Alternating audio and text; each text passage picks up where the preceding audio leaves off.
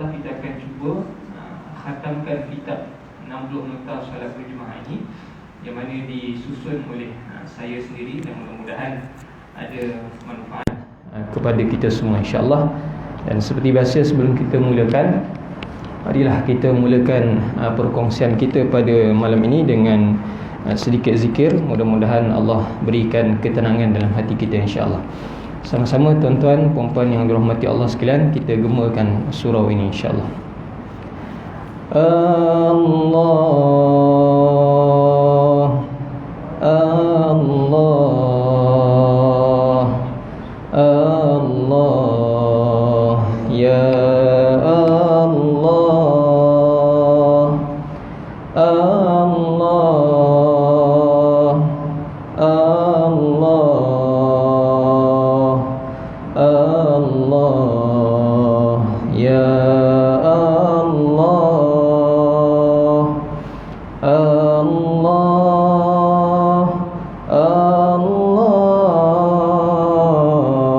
Allah, ya Allah, Allah, Allah,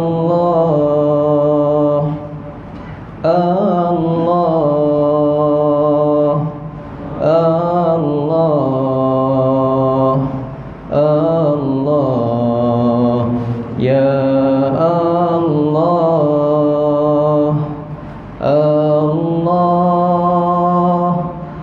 Allah, Allah, ya Allah.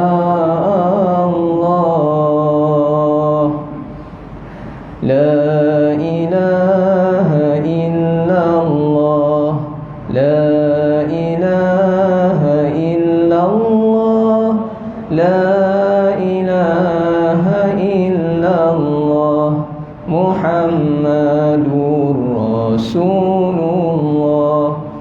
La ilaha illallah, la ilaha illallah, la ilaha illallah, Muhammadur Rasulullah.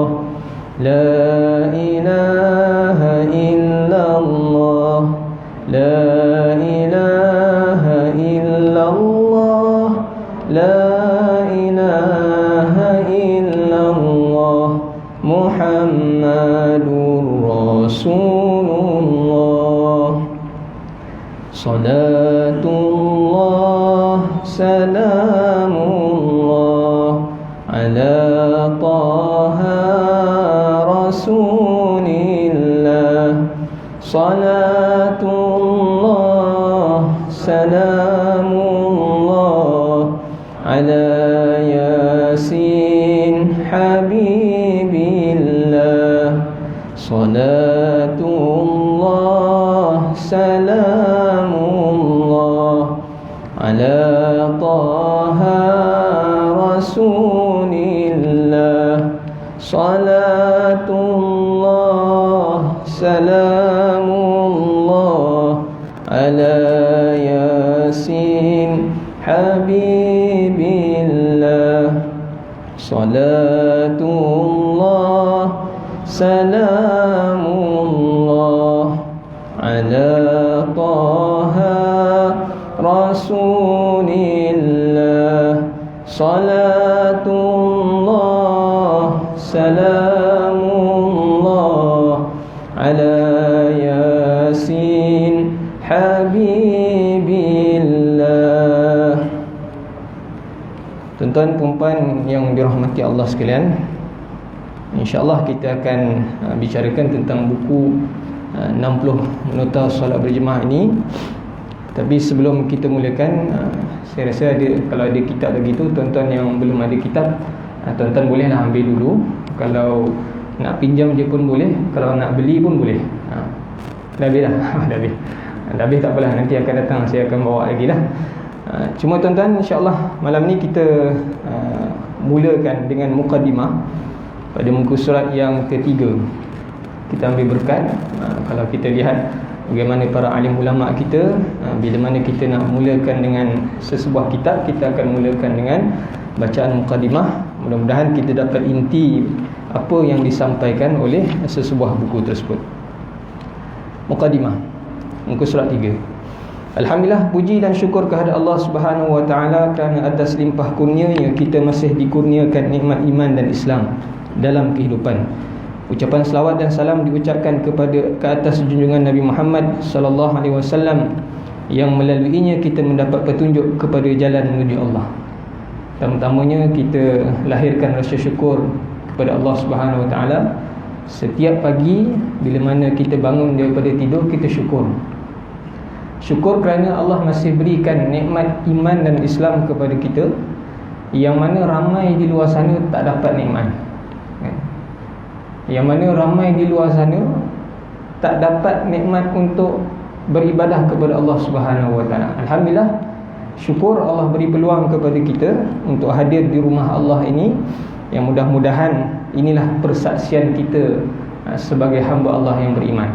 Sebab dalam sebuah hadis Nabi sallallahu alaihi wasallam ada disebutkan, persaksikanlah orang yang ulang-alik, seorang lelaki yang ulang-alik ke masjid, maka saksikanlah dirinya itu sebagai orang yang beriman.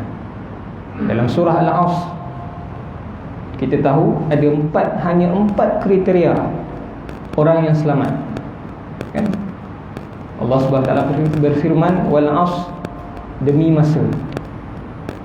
Innal insana lafi khusr, sesungguhnya manusia itu dalam kerugian. Semua daripada kita ni, manusia ni dalam kerugian melainkan 4 orang. Illal ladzina amanu wa 'amilus solihat wa tawasaw bil haqq wa tawasaw bis sabr. Bila mana kita berulang-alik ke rumah-rumah Allah ni, Rasulullah sebut fashhadu lahu bil iman. Siapa yang berulang-alik ke rumah Allah ini, persaksikanlah bahawa dirinya beriman. Mudah-mudahan bila mana kita berulang-alik ke rumah-rumah Allah ini, kita tergolong dalam kalangan orang-orang yang beruntung dan tidak rugi. Tapi dalam masa yang sama, jangan kita tinggalkan hakikat kehidupan kita juga, iaitu menyampaikan tabligh, dakwah ilallah. Dalam pada kita ni dah syukur kita dah dapat hadir ke rumah-rumah Allah, jangan kita tinggalkan pula jiran kita, anak-anak kita, menantu lelaki kita ni untuk datang ke rumah Allah. Kalau ada kita kenal lagi jiran-jiran kita, kawan-kawan kita, menantu kita yang lelaki ni, anak lelaki ni lihat nak ke masjid, kena datang. Sebab apa? Sebab bila kita datang ke rumah-rumah Allah ni, insya-Allah barakah yang turun di rumah-rumah Allah ni kita akan bawa pulang ke rumah. Sebab itu dalam setiap khutbah nikah saya akan pesan kepada isteri-isteri, kalau nampak lelaki ni, suami kita ni tak pergi ke surau masjid, kena tegur. Sebab saya saksikan di masjid tu, bila mana, sebab kadang kalau orang nak bercerai ni pun imam juga yang dijemput, kan? Bila kita buat penelitian, kebanyakan yang bercerai tu bila kita tengok lelakinya tu tak datang ke rumah-rumah Allah. Majoriti 90%. Bila seorang lelaki tu datang ke rumah Allah, dia akan bawa barakah daripada rumah Allah tu pulang ke rumah. Sebab itu awal mula, pertama mula, kita kena syukur Allah bagi peluang kepada kita ni untuk datang rumah-rumah Allah, bagi kita memperbaharui iman kita dari masa ke semasa. Alhamdulillah, kita teruskan lagi sekali lagi syukur kepada Allah kerana pada bulan Rabiul Awal 1442 Hijrah yang lalu, sekarang dah masuk Jamadil Akhir, buku panduan ringkas solat berjemaah yang diberikan nama 60 nota solat berjemaah ini siap disusun untuk pedoman umat Islam. Buku ini disusun untuk membincangkan topik utama yang sering diabaikan pada masa kini, iaitu perihal solat berjemaah. Perihal solat berjemaah ni penting. Sebagaimana yang pernah saya sebut, banyak asatizah sebut, nak tengok perpaduan sesebuah masyarakat itu, tengok solat jemaah. Alhamdulillah, saya gembira bila mana saya datang surau Al-Mahabbah di Sindah ni, tengok tuan-tuan memenuhkan surau, kan? Ini satu rahmat besar kepada Desa Indah. Pengalaman saya tengok di surau-surau lain, bukanlah saya nak, sebab saya dapat kuliah sini saya nak apkan tuan-tuan, tapi saya dapat lihat kalau masa saya urus jenazah ke apa, kalau jenazah Desa Indah memang penuh orang, kan? Datang solat jemaah di Desa Indah, alhamdulillah penuh orang. Ini adalah satu kelebihan tuan-tuan nak banding dengan surau-surau lain. Cumanya jangan kita abaikan kelebihan ni. Kita kena selalu lagi datang lagi dan lagi. Bila mana kita dah dapat roh untuk datang solat berjemaah ni, kita jangan pula tinggalkan untuk mempelajari hal ehwal solat berjemaah. Ada orang datang solat berjemaah tapi dia tak belajar hal ehwal solat jemaah, yang menjadikan kedatangannya itu mencacatkan solat berjemaah itu sendiri. Sebab itu dalam mana setiap imam bila mana dia nak menunaikan ataupun memulakan solat, imam tadi mungkin imam nanti boleh perbaiki. Tadi saya lihat imam tadi tak pusing ke belakang. Seorang imam bila mana nak mulakan solat, sunat bagi dia memerhatikan kelurusan saf tersebut. Sebab kalau tak lurus saf, nanti kita tengok dalam hadis ni yang ada dalam kitab ni juga, kalau kita tak lurus saf, datanglah ramai macam mana pun ke surau-surau ni, perpaduan takkan mampu ditegakkan. Sebab apa? Sebab Nabi janji siapa yang tak lurus saf ni, maka akan berlaku pergaduhan sesama mereka. Itu kadang-kadang kita tengok masjid penuh, tapi sesama mereka ni bergaduh antara satu sama lain. Sesama mereka ni ada perkataan yang tidak elok keluar. Sebab apa? Sebab tidak menjaga kelurusan saf. Sebab tu imam sunat bila mana nak memulakan solat berjemaah, pastikan saf tu lurus. Walaupun sekarang ni tuan-tuan ada sejadah, saya selalu sangat tekankan ni, walaupun kita ada sejadah, tuan-tuan kena pastikan terpulang tuan-tuan lah nak letak sejadah tuan-tuan di mana, tapi pastikan tumit kita ni berada di hujung garisan. Kan? Saya tunjuk macam ni. Boleh. Okey. Tuan-tuan pastikan tumit tuan-tuan tu berada betul-betul hujung garisan. Kalau saf solat tuan-tuan tu, ataupun kalau orang sebelah tuan-tuan tak lurus saf ke depan sikit, kadang-kadang bila kita dah ada sejadah sendiri ni, kan, masing-masing ikut sejadah masing-masing. Ada yang ke depan, ada yang ke belakang. Tapi saf yang dah ada ni dah cantik dah, kan? Tikar kapet kita, tak kisahlah yang sebelah sana ke, sebelah sana ke. Nak dirikan solat berjemaah ni, kita kena pastikan kelurusan saf supaya kita tak tergolong dalam kalangan orang-orang yang berpecah belah dalam sesebuah komuniti. Sebab tu hal ehwal solat berjemaah ni kena belajar. Bukan sekadar kita dakwah orang, kita rasa seronok dah dapat pergi solat jemaah, tapi perincian masa solat berjemaah tu kita kena belajar. Perincian solat berjemaah tu kita kena belajar.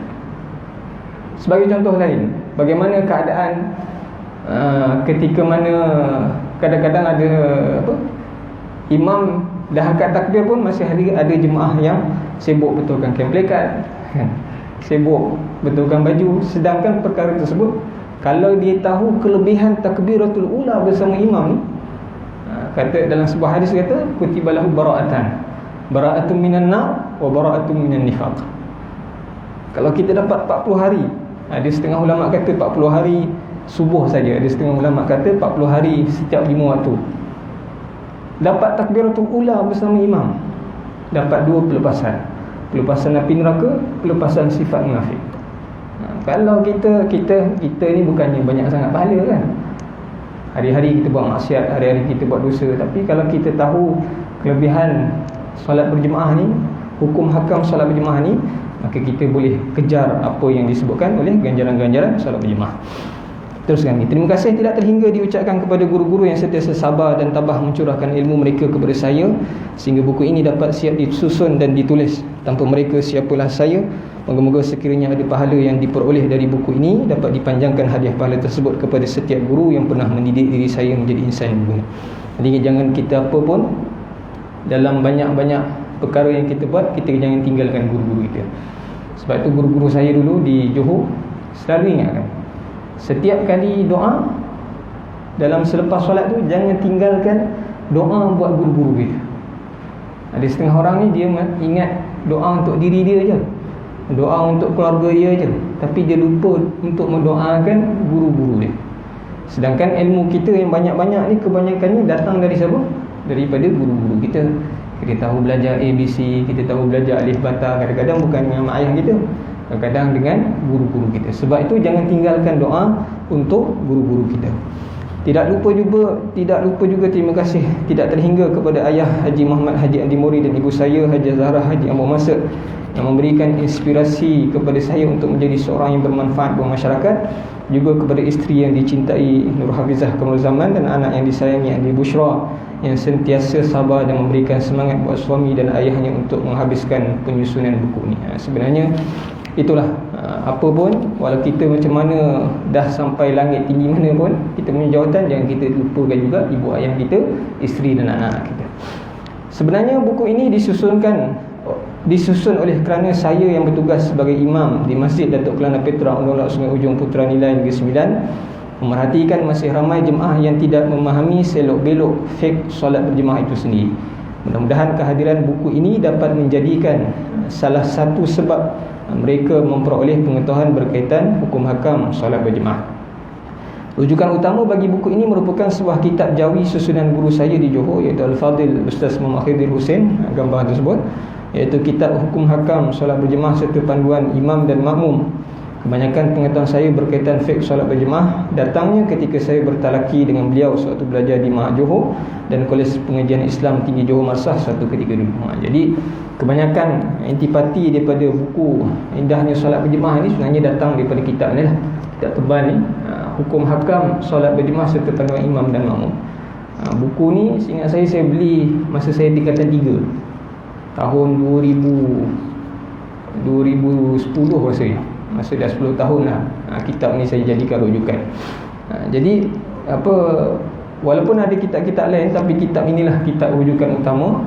Sebab kalau di Johor tu, Ustaz Muhammad Khidir ni terkenal sebagai rujukan untuk hal ehwal solat berjemaah.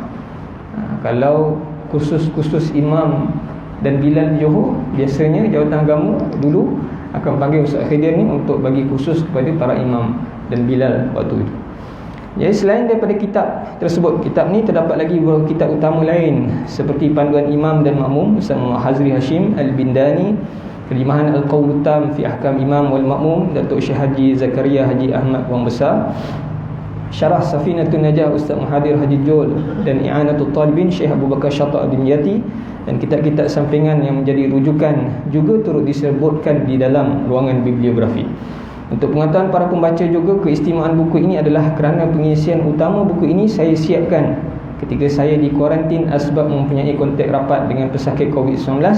Atas semangat untuk mencontohi para ulama yang menulis buku ketika di penjara, di kuarantin dan dalam tempoh rawatan hospital, maka saya menguatkan semangat untuk menghabiskan penulisan pengisian utama buku ni. Buku ni sebagaimana yang pernah saya beritahu, saya siapkan ketika mana saya di kuarantin pada bulan Oktober seingat saya. Masa tu masjid ditutup sementara kan, ada menteri kita positif, tapi ala kulli hal atas sebab tu juga lahirlah buku ni. Sebab tu buku ni special, sangat istimewa bagi saya berbanding buku pertama. Sebab buku ni saya siapkan dalam masa tempoh 14 hari. Sebab ialah, tuan-tuan bayangkan kena duduk di bilik yang kecil dalam keadaan tak ada apa-apa. Dan saya pun mula masa hari pertama saya kena kuarantin tu, lepas swab test di klinik kesihatan nilai, saya masa tu terfikir apa nak buat 14 hari dalam bilik yang kecil ni kan. Dalam bilik yang kecil ni, saya masa tu terfikir nak baca buku je. Tapi yang saya ingat, salah seorang jemaah kita, Abang Yusri kita kan, Yusri Azir, dia ni WhatsApp pada saya. Dia kata gunakan kesempatan ni untuk menulis dan membaca, kerana itulah lumrah para ulama. Masa tu saya terus dapat idea, dulu saya ni ada tulis 8 bab berkaitan solat berjemaah ni.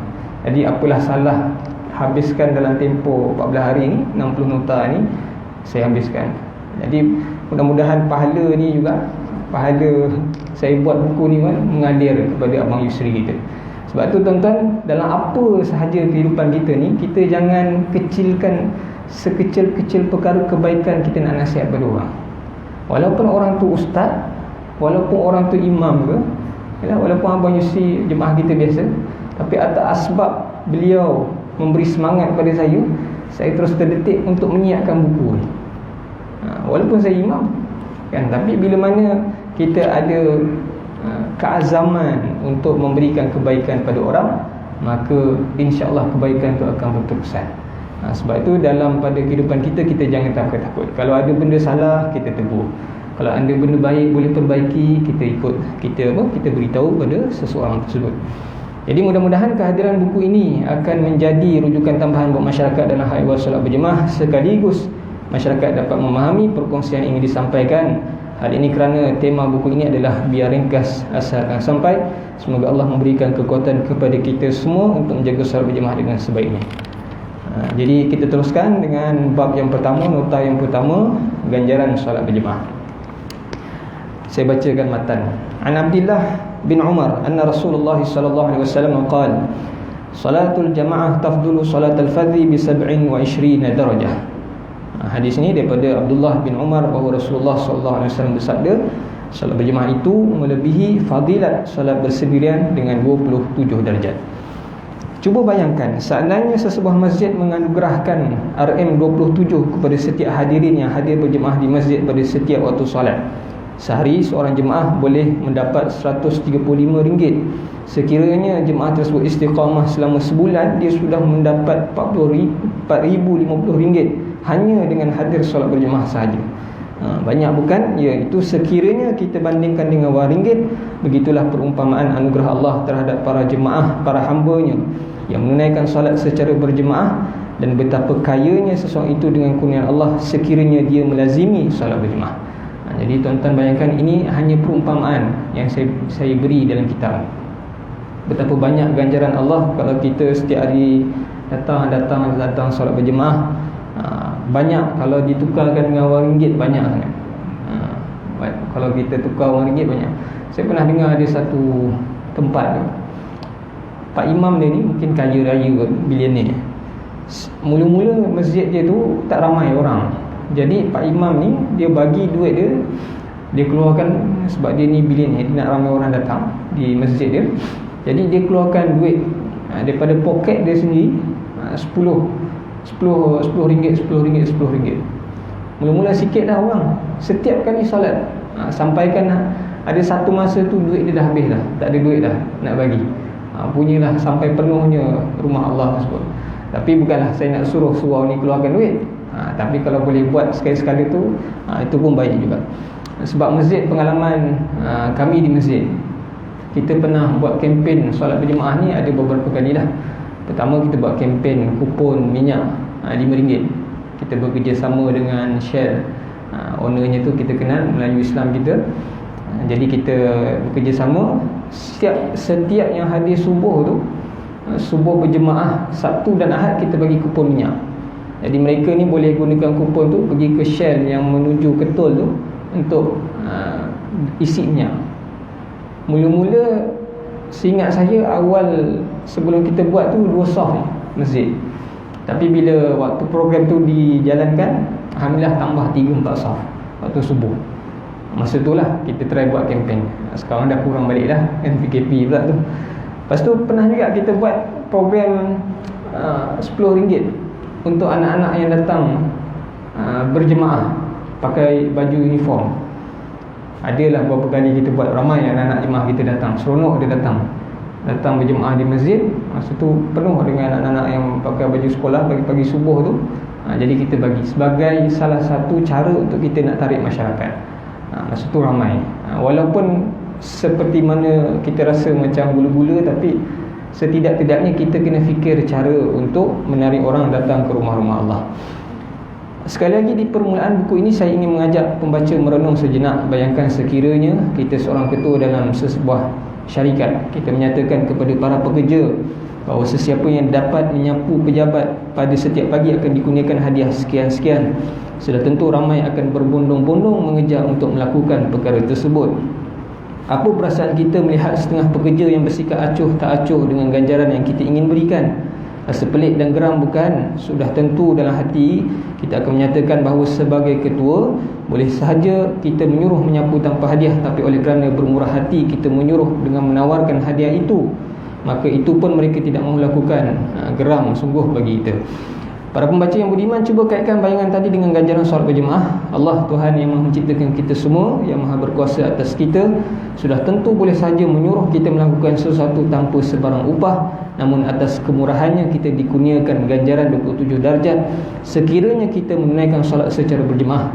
Betapa sombongnya kita jika kita tidak mahu mengejar upah dari Allah berkaitan dengan solat berjemaah ni. Ini perumpamaan ni pernah saya nyatakan ketika mana kuliah bulan lepas, kan, berkaitan dengan bayangan bagaimana Allah boleh saja bagi kita ni datang solat jemaah ni, suruh kita, perintah kita datang solat jemaah tanpa sebarang upah ganjaran daripada Allah. Tapi banyak kelebihan Allah tunjukkan melalui perantaraan Nabi sallallahu alaihi wasallam bahawa kelebihan solat berjemaah ni banyak. Antara yang lain selain daripada yang tadi 27 darjat tadi, dalam satu hadis Nabi sallallahu alaihi wasallam, an Abi Umamah qala Rasulullah sallallahu alaihi wasallam, man masya ila salatin maktubah fil jamaah fahiya ka hajjah wa man masya ila salatin tatawwu'in fahiya ka umrah nafilah. Dalam satu hadis Nabi sallallahu alaihi wasallam ada disebutkan bahawa sesiapa yang berjalan ke rumah Allah untuk menunaikan solat fardu secara berjemaah, maka dia akan dapat pahala haji. Dan sesiapa yang berjalan ke masjid, ke rumah Allah ni untuk mengerjakan solat sunat secara berjemaah, contohnya solat sunat Aidil Fitri, solat sunat Aidil Adha, kan, solat sunat yang lain secara berjemaah, maka akan dikurniakan ganjaran umrah sunat. Jadi ini antara ganjaran-ganjaran yang disebutkan. Sebab itu dalam kita nak berbicara tentang solat berjemaah ni, kalau nak katakan berkaitan ganjaran ni, nilainya itu sangat tinggi dalam kalangan para salafus salih. Saya masih ingat lagi sewaktu saya belajar di USIM, ada seorang rakan saya ni, dia memang sangat-sangat tak boleh tinggal solat jemaah. Jadi sampaikan waktu tu dia sakit, dia demam, tak boleh bangun. Dia pesan pada kawan-kawan dia ni, aku tak boleh bangun ni, tolong bawa aku papah ke surau. Jadi masa tu adalah kawan-kawan bergila-gila papah ke surau. Nak bayangkan kawan saya pun tak sampai tahap tu lagi lah. Tapi bila mana kita faham keutamaan solat berjemaah ni, sampaikan kita sakit pun, ketika mana kita sakit pun, kita akan datang ke rumah-rumah Allah. Dalam satu kisah nilai salafus salih, nilai solat berjemaah di sisi salafus salih ni, dalam satu kisah ketika mana ada seorang sahabat Nabi SAW pergi ke kebun tamar, kebun kurma milik beliau, yang mana bila mana beliau ni balik daripada kebun kurma ni waktu asar, orang dah habis solat waktu asar. Jadi sahabat Nabi ni terus cakap, oleh kerana aku tak dapat solat berjemaah asar ni, maka aku infakkan kebun tamar aku ni kepada jalan Allah. Ini nilai solat berjemaah di sisi salafus salih. Ada dalam seorang tabi'in, nama beliau Sayyidina Abdullah Al-Qawahiri, ketika mana beliau ni datang menerima tamu ketika solat fardu maghrib. Sebab itu tuan-tuan, kalau boleh kita jangan datang rumah orang waktu maghrib, kan. Datang rumah orang sebenarnya waktu isyak pun tak berapa elok sangat lah, kan. Tapi waktu maghrib tu apatah lagi.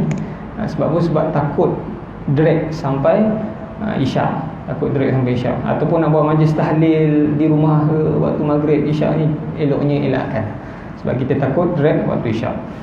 Jadi Sayyidina Abdullah Al-Qahiri ni, ketika mana beliau menerima tamu pada waktu maghrib, jadi beliau melayan masuk waktu isyak. Ada tamu, tapi dia muliakan tamu juga. Sebab memuliakan tamu ni adalah perkara yang wajib lah, kan, perkara wajib memuliakan tamu. Jadi bila mana tamunya balik, dia pergi ke masjid surau, masjid yang terdekat masa tu. Dia nak berjemaah dengan kalangan para jemaah yang lain. Tengok solat isyak dah habis. Jadi dia punya menyesal. Dia dengar, dia teringat satu hadis bahawa orang yang solat berjemaah ni kelebihannya 27 kali ganda. Jadi balik rumah, dia solat isyak 4 rakaat 27 kali. Dia punya menyesal, 27 kali dia buat solat isyak berjemaah. Dan sampai dia tidur, solat isyak secara bersendirian. Sampailah beliau ni tertidur. Ketika mana beliau ni tertidur, beliau bermimpi beliau menaiki seekor kuda, yang mana depan tu ada ramai-ramai kawan dia naik kuda.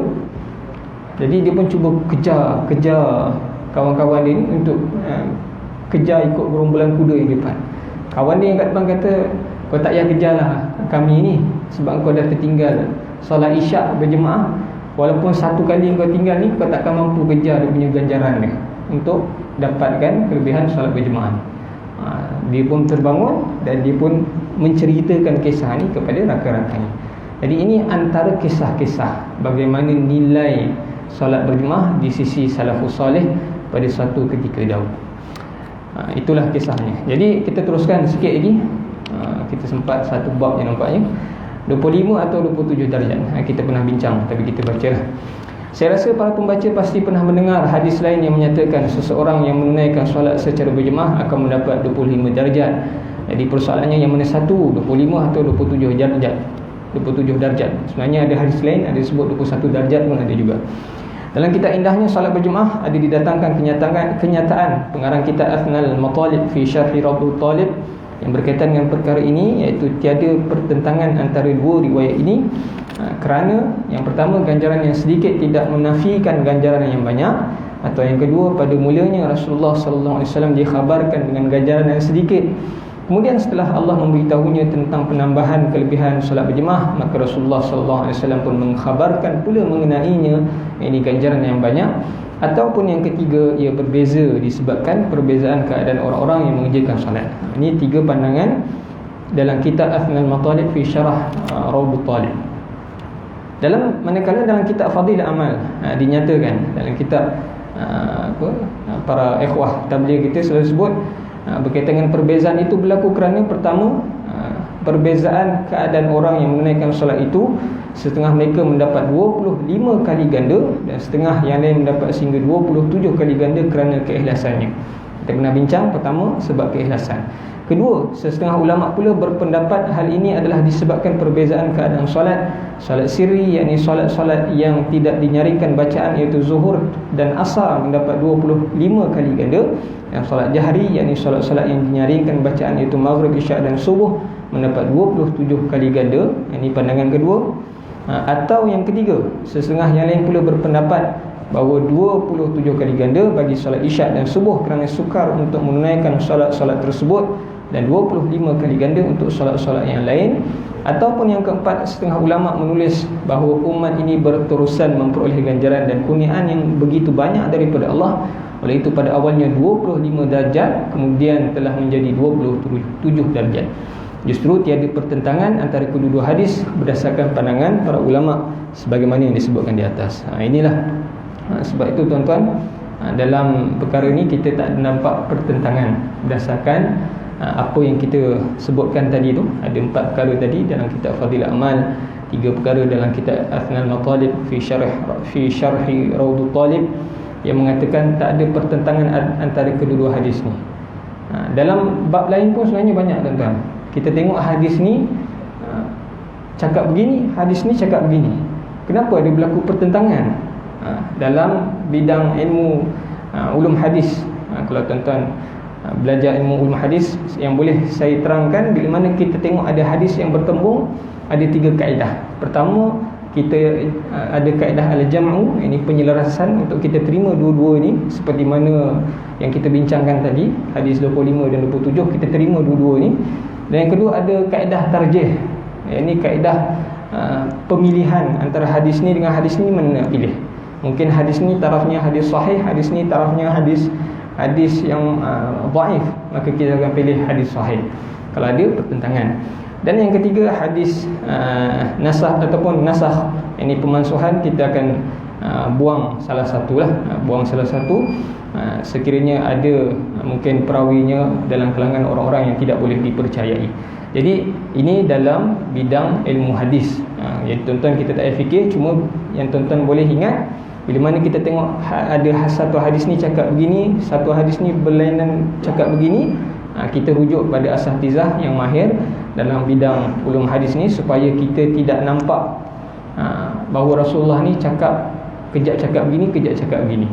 Sebab ada orang-orang yang menggunakan hadis-hadis yang begini untuk mengatakan jangan terima hadis.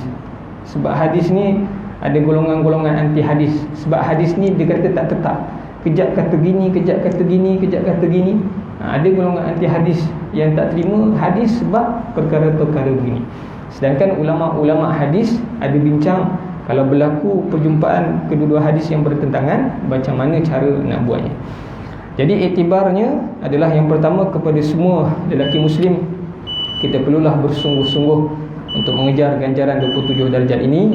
Yang kedua, ketidakhadiran kita ke masjid untuk menunaikan solat fardu 5 waktu tanpa uzur yang dibenarkan menggambarkan bahawa kita seorang yang sombong dengan kurniaan Allah. Ketiga, tiada pertentangan antara hadis 27 darjat dan 25 darjat sebagaimana disebutkan oleh para ulama. Dan keempat, pihak masjid yang berkemampuan atau surau bolehlah mencuba memberi hadiah RM27 kepada jemaah yang hadir sekali setiap bulan, dan bersedialah dengan kehadiran yang ramai.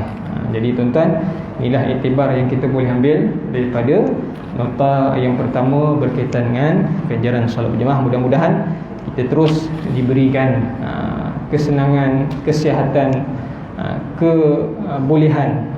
Sementara Negeri Sembilan masih boleh datang solat berjemaah ni, kita datanglah. Nanti lepas dah tak boleh pula tiba-tiba, nanti kita pula yang rugi, kan? Kita pula yang menyesal kenapa masjid tak buka, surau tak buka. Jadi sama-samalah kita doa mudah-mudahan Negeri Sembilan ni terus dibuka masjid dan suraunya ini berdasarkan kebijaksanaan daripada Yang di-Pertuan Besar Negeri Sembilan kita, insya-Allah. Aqulu qawli hadza wa astaghfirullahal azim li wa lakum. Wabillahi taufiq wal hidayah. Assalamualaikum warahmatullahi wabarakatuh. Subhanallah, alhamdulillah, subhanallah, asyhadu an la ilaha illallah.